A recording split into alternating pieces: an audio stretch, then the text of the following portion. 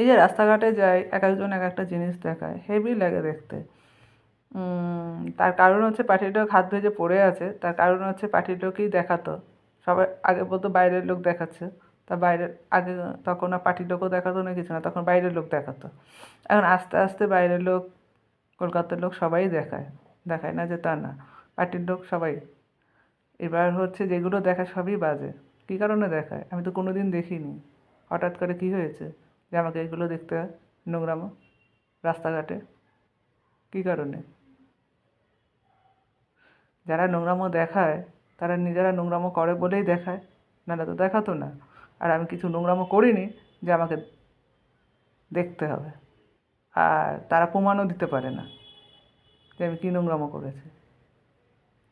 প্রমাণ যখন দিতে পারে না তখন দেখায় কেন? কারণটা কী? যেমন মেয়েরা তেমন ছেলেরা।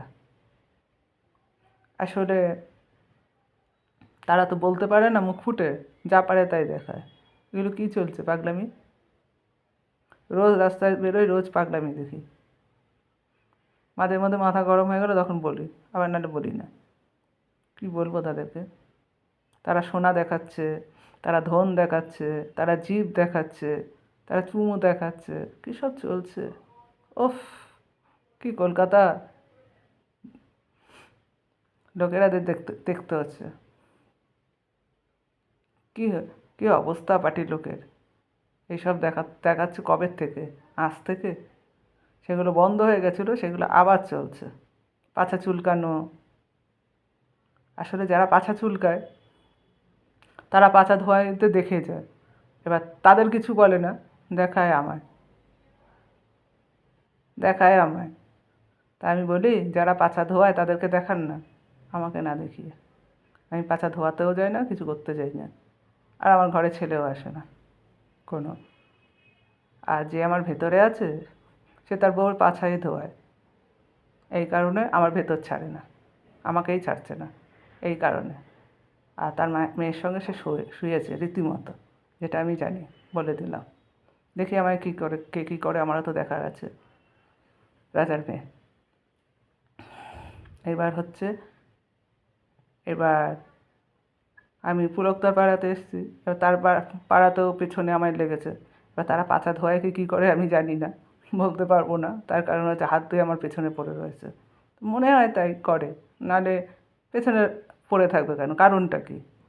তাদের সঙ্গে আমি কথাও বলি না, কিছু না। আজকে 14 দিন হলো পাড়াতে ভাড়া এসেছি, প্রথম দিন থেকেই গালাগালি দিচ্ছে। ব্যাপার কী? কারণটা কী? কী কারণ? কারণ কেউ বলতে পারছে না, কিন্তু যে যা পাচ্ছে বলে যাচ্ছে।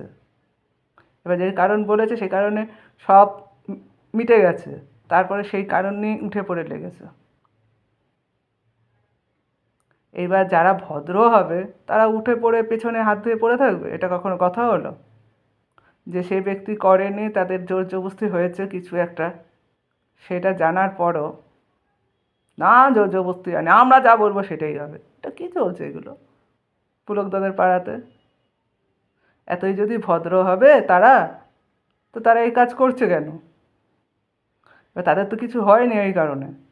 তার কারণ হচ্ছে, যেদিন আমি সুযোগ পাবো, সুযোগের কী সদ্ব্যবহার করবো এরা তাও জানে না। এটাই হচ্ছে ব্যাপার। খালি সুযোগের একটা অপেক্ষায় আছে। সদ্ব্যবহার করতে আমি ভীষণ ভালো পারি। সেই সদ্ব্যবহার এমনভাবে করব যে সেই সদ্ব্যবহারেতে নিজেরা নয় মরবে, আর নয় পাগল হয়ে যাবে, যে কোনো একটা হবে। আমার সদ্ব্যবহার এরকমই থাকবে, কিছু করার নেই যে আমার হাত পা বাঁধা।